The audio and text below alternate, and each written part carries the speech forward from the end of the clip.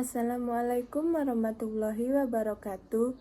Baiklah, perkenalkan, saya Putri Embun-Sari dengan NIM 23065038 akan mempresentasikan proyek akhir saya, yaitu antena.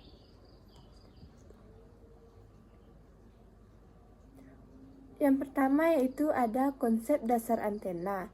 Di bidang elektronika, definisi antena adalah transformator atau struktur transmisi antara gelombang terbimbing atau saluran transmisi dengan gelombang ruang bebas atau sebaliknya. Sekarang, antena adalah salah satu elemen penting yang harus ada pada sebuah teleskop radio, TV, radar, dan semua alat komunikasi lainnya yang menggunakan sinyal. Sebuah antena adalah bagian vital dari suatu pemancar atau penerima yang berfungsi untuk menyalurkan sinyal radio ke udara. Selanjutnya yaitu jenis-jenis antena. Secara garis besar ada dua antena. Yang pertama yaitu antena yang hanya menerima gelombang atau sinyal elektromagnetik atau disebut antena direksional. Antena direksional adalah tipe yang banyak digunakan pada peralatan elektronik rumah tangga. Yang kedua yaitu ada antena omnidireksional, adalah antena yang dapat melakukan fungsinya dalam menerima dan memancarkan sinyal elektromagnetik. Secara umum, jenis-jenis antena dan fungsinya adalah: yang pertama yaitu ada antena grid.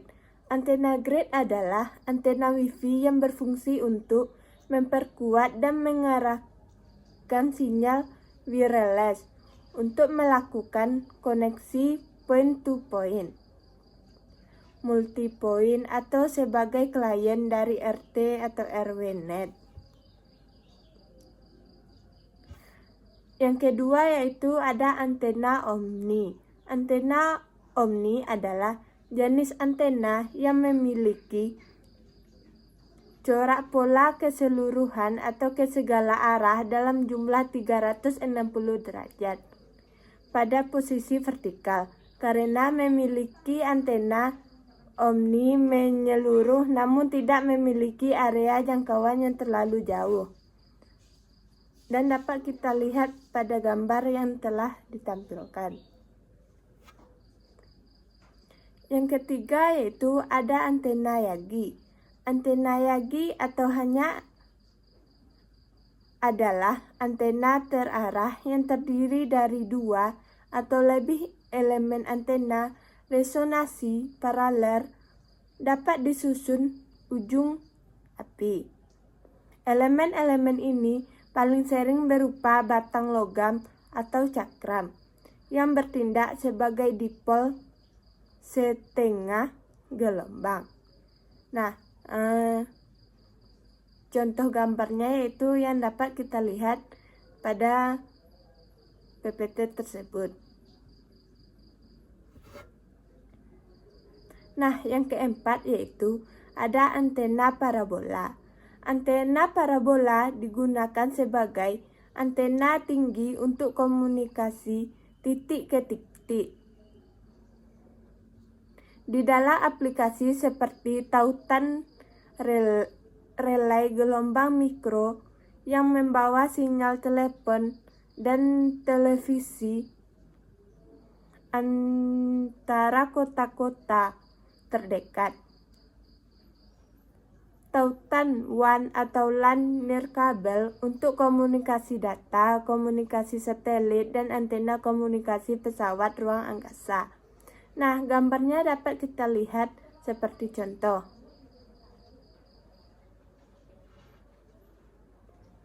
Nah, yang kelima yaitu ada antena PVC. Antena PVC adalah antena yang terbuat dari pipa PVC yang dilapisi aluminium foil. Antena ini digunakan untuk menangkap sinyal radio terutama sinyal TV digital.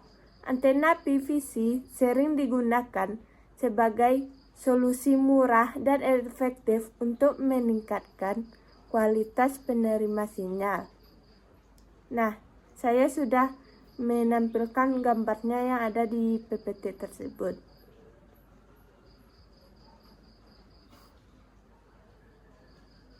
Nah, selanjutnya kita masuk ke saluran transmisi. Saluran transmisi adalah media yang digunakan untuk mentransmisikan energi listrik dari pembangkit listrik ke pusat beban atau konsumer. Saluran transmisi dapat berupa saluran udara atau overhead lines atau saluran bawah tanah. Saluran transmisi berfungsi untuk menyalurkan energi listrik dari pembangkit listrik ke pusat beban yang jaraknya bisa jauh.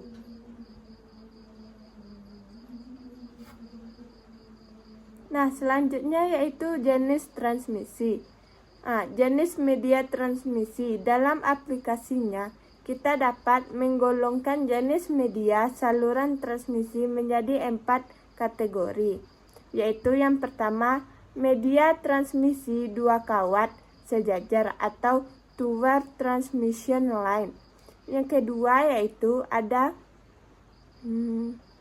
saluran transmisi koaksial atau coaxial transmission line. Yang ketiga yaitu ada microstrip atau strip line. Dan yang terakhir yang keempat yaitu ada bumbung gelombang atau waveline. Berdasarkan konstruksi fisik, saluran transmisi dapat dibedakan menjadi yang pertama yaitu ada two-wire atau twin yard. Two-wire merupakan saluran 2 kawat yang terdiri dari sepasang penghantar sejajar yang dipisahkan oleh beban dielektrik jenis pole line. Yang kedua yaitu ada coaxial line. Coaxial line merupakan saluran tidak seimbang atau unbalanced line, di mana salah satu kawat penghantarnya digunakan penghantar yang lain dalam satu sumbu yang sama.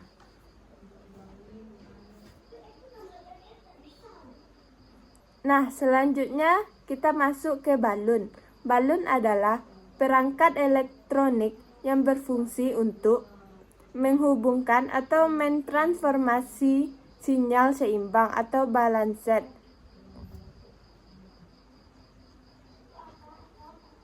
dengan sinyal tidak seimbang atau unbalanced. Istilah balun merupakan singkatan dari balanced to unbalanced. Balun dapat dipandang sebagai suatu transformator untuk link kopling antara feeder line dengan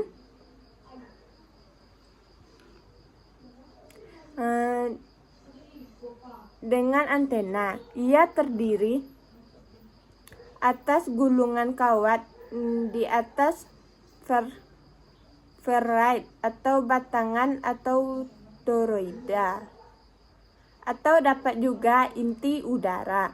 Balun dengan inti ferrite harus diperhatikan pemilihan jenis ferrite-nya. Selanjutnya yaitu ada pencocokan antena atau matching antena. Pencocokan antena adalah elemen penting dalam desain sistem frekuensi radio atau RF. Sering menentukan keberhasilan perangkat nirkabel dan peralatan radio. Posting blog ini menjelaskan apa yang cocok dengan antena, mengapa penting, dan bagaimana menerapkannya secara efektif. Pencocokan antena adalah salah satu tugas yang paling penting karena beberapa alasan. Yang pertama yaitu menghindari kerusakan pada pemancar. Yang kedua yaitu ada menghindari kehilangan daya. Selanjutnya yang ketiga meningkatkan rentang komunikasi, dan yang terakhir ada memastikan kerja yang optimis. Nah, selanjutnya yaitu kita masuk ke koefisien refleksi. Kualitas pencocokan dievaluasi secara kuantitatif dalam bentuk koefisien refleksi.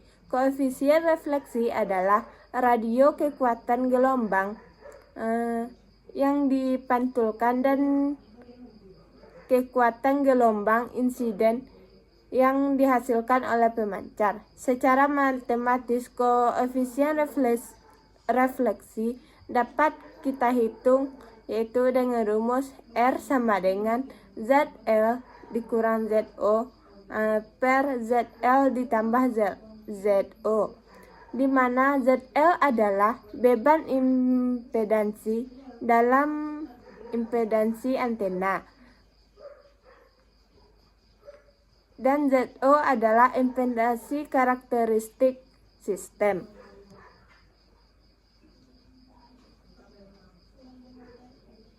Nah, selanjutnya yaitu parameter antena. Antena adalah bagian sistem komunikasi yang sangat penting. Sesuai definisinya, antena menjadi gelombang elektromagnetik di ruang bebas. Antena mempertunjukkan sebuah karakteristik yang biasa dikenal sebagai ketimbal balikan, yang berarti bahwa antena akan memelihara sifat yang sama, terlepas apakah antena tersebut memancarkan atau menerima cahaya. Memancarkan atau menerima. Nah, selanjutnya yaitu pola radiasi antena. Pola radiasi antena atau pola antena adalah representasi grafis atau fungsi matematika yang menggambarkan bagaimana suatu antena memancarkan energi elektromagnetik ke ruang bebas. Pola ini menunjukkan distribusi daya radiasi antena sebagai fungsi dan koordinat ruang. Antena memiliki berbagai pola radiasi yang berbeda. Yang pertama yaitu ada omnidireksional atau non-direksional, radiasi merata ke semua arah, seperti antena yang dipasang di atas kepala. Yang kedua yaitu unidireksional, merupakan radiasi terfokus ke satu arah tertentu, seperti antena Yagi.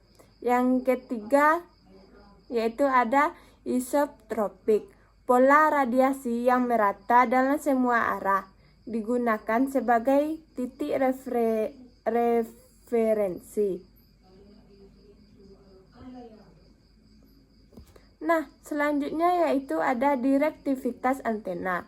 Direktivitas antena adalah didefinisikan sebagai rasio intensitas radiasi dalam arah tertentu dari antena terhadap intensitas radiasi yang dirata-ratakan ke semua arah.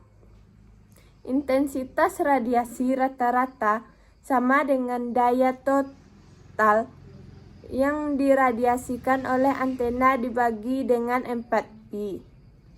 Direktivitas antena merupakan pengarahan konsentrasi energi dan besar pengarahan pola radiasi suatu antena, di mana semakin tinggi direktivitas suatu antena, maka lebar berkas atau main band pola radiasi akan semakin sempit sehingga antena semakin fokus. Nah, rumusnya yaitu direktivitas atau D sama dengan P maksimal dibagi P rata-rata. Nah, selanjutnya yaitu gain antena. Gain atau directive gain adalah karakter antena yang terkait dengan kemampuan antena mengarahkan radiasi sinyalnya atau penerimaan sinyal dari arah tertentu. Gain bukan kuantitas yang dapat diukur dalam satuan fisik, pada umumnya seperti watt atau ohm atau lainnya, melainkan suatu bentuk perbandingan.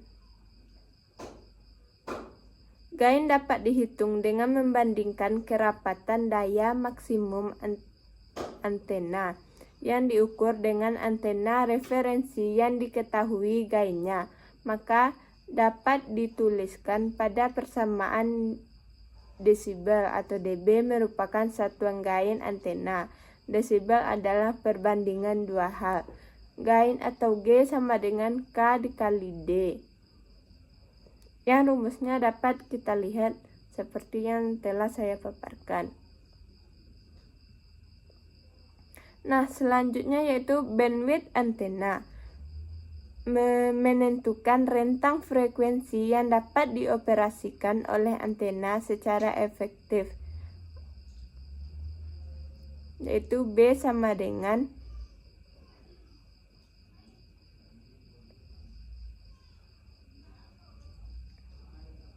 21,1 dibagi F dikali D, di mana B sama dengan 3 dB bandwidth, F sama dengan frekuensi, dan D sama dengan diameter antena.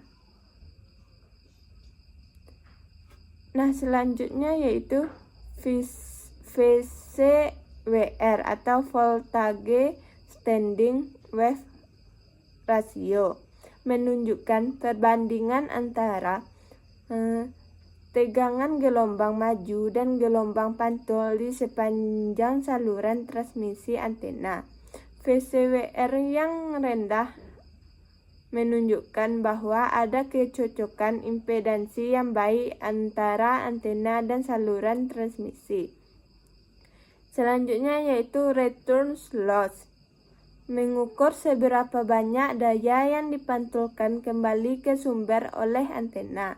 Return loss yang rendah menunjukkan bahwa antena memiliki kecocokan impedansi yang baik.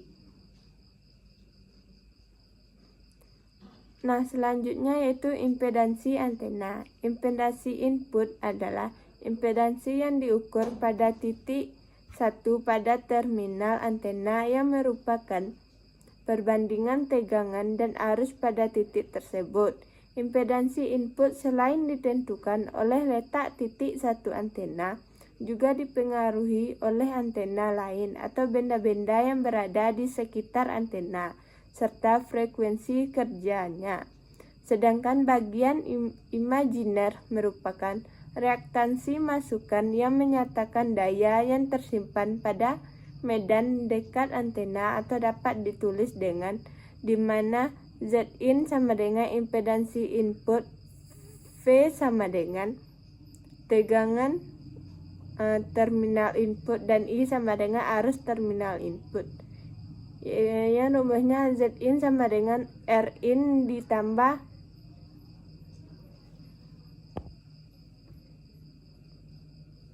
yang rumusnya yaitu di mana Zin sama dengan Rin ditambah Xin.